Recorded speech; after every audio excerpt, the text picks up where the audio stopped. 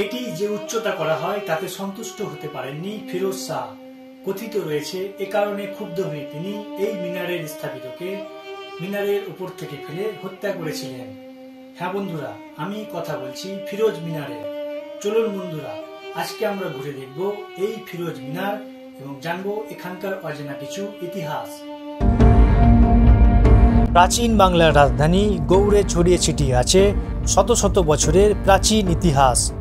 তারই মধ্যে প্রায় 550 বছর ধরে করুণ ইতিহাসের সাক্ষী বহন করে মাথা উঁচু করে দাঁড়িয়ে আছে এই সেই ফিরোজ মিনার।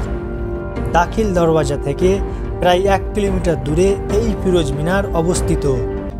চলুন বন্ধুরা, ভেতরে প্রবেশ করা যাক এবং সাক্ষী হয়ে যায় শত শত বছরের সেই প্রাচীন ইতিহাসের। ভেতরে ঢুকতেই ডান দিকে রয়েছে সুবিশাল সেই ফিরোজ মিনার এবং বাঁদিকে মিনারের পাশেই রয়েছে এক প্রাচীন বৃক্ষ।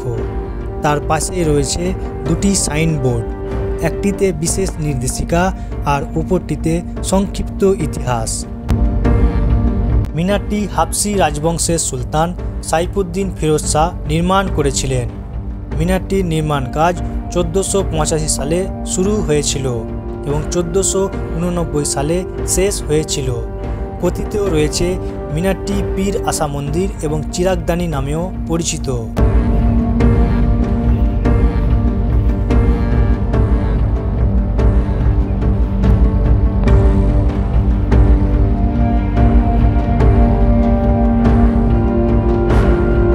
ফিরোজ শাহ তার যুদ্ধ জয়ের স্মৃতিস্তম্ভ হিসেবে এই মিনারটি নির্মাণ করেছিলেন।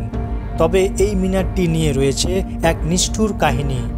কথিত আছে মিনারের উচ্চতা সম্পর্কে সন্তুষ্ট না হওয়ায় ফিরোজ শাহ মিনারের প্রধান স্থাপিতকে মিনারের শীর্ষস্থল থেকে ফেলে হত্যা করেছিলেন, কেননা তিনি চেয়েছিলেন মিনারটি আরও দীর্ঘতর ও দৃষ্টিনন্দন হোক।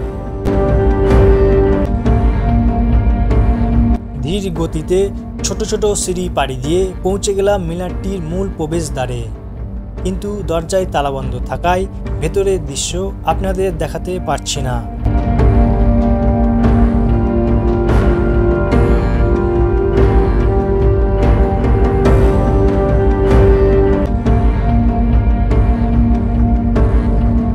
তবে দরজার দুই পাশে কালো পাথরের উপর নির্মিত নান্দনিক কারুকার্য সত্যি অতুলনীয়। এই কারুকার্য মিনারটির সৌন্দর্যকে আরও বাড়িয়ে তোলে। মিনারটি দিল্লির কুতুব মিনারের সাথে সাদৃশ্যপূর্ণ, যদিও কুতুব মিনারের উচ্চতা চাইতে এই মিনারের উচ্চতা অনেক কম। ফিরোজ মিনার 5 তলা কাঠামো বিশিষ্ট। প্রথম 3টি তলা বহুভুজ বিশিষ্ট এবং পায়ের 2টি তলা বৃত্তাকার আকারের। মিনারটি 26 মিটার উঁচু এবং এর পরিধি 19 মিটার।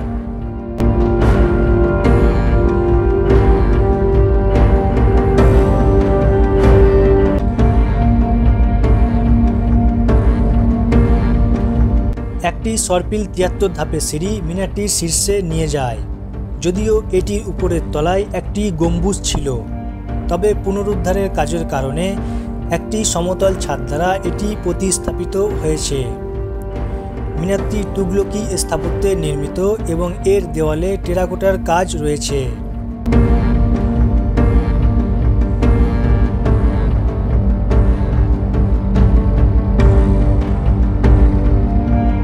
মিনারটি একটি স্তম্ভ মূলের গাঁথনের উপরে স্থাপিত হয়েছে।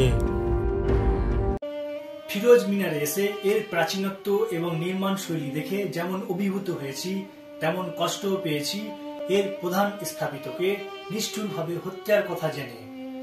বন্ধুরা, আজকের ভিডিওটি এই পর্যন্ত। ভিডিওটি ভালো লাগলে অবশ্যই লাইক, কমেন্ট, শেয়ার এবং সাবস্ক্রাইব করবেন। আপনাদের সঙ্গে আবার দেখা হবে পরবর্তী এক ভিডিওতে। ভালো থাকবেন, সুস্থ থাকবেন।